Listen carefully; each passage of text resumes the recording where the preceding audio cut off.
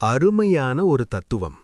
பரமசிவன், ருத்ரன், சிவன் இவை மூன்றும் வேறு வேறு தெய்வங்கள் அல்ல. ஒரே பரம்பொருளின் வேறு வேறு நிலைகள், வேறு வேறு வெளிப்பாடுகள்.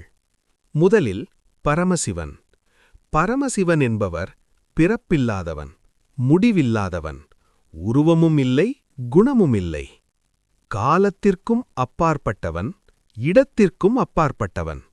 படைப்புக்கு முன்பும் இருந்தவன், படைப்பு முடிந்த பிறகும் இருப்பவன்.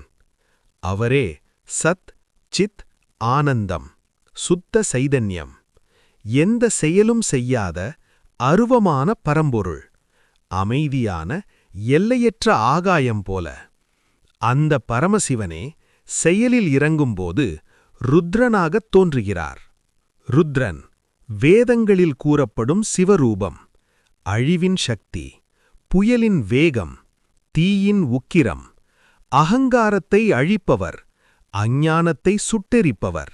பயங்கரமும் அதே நேரத்தில் கருணையும் கொண்ட ரூபம். 11 ருத்ரர்கள், ஒரே சக்தியின் பல வெளிப்பாடுகள். ஆகாயத்தில் மின்னல் வெட்டுவது போல, புயல் எழுவது போல. அதே இறைவன் மனிதனுக்கு அருகில் வந்தால் சிவனாக நிற்கிறார். கருணையின் வடிவம், தியானத்தின் உருவம். கைலாசவாசி, பார்வதியின் கணவன், விநாயகர், முருகன் ஆகியோரின் தந்தை. அழிவோடு மட்டும் நிற்காமல் உயிர்களை காப்பாற்றும் தெய்வம்.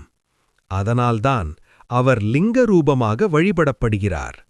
மனிதனுக்கு மிக நெருக்கமான இறைவன் சிவன். சைவ சித்தாந்தம் சொல்வது ஒன்றே. பரமசிவன் ஒருவன்தான்.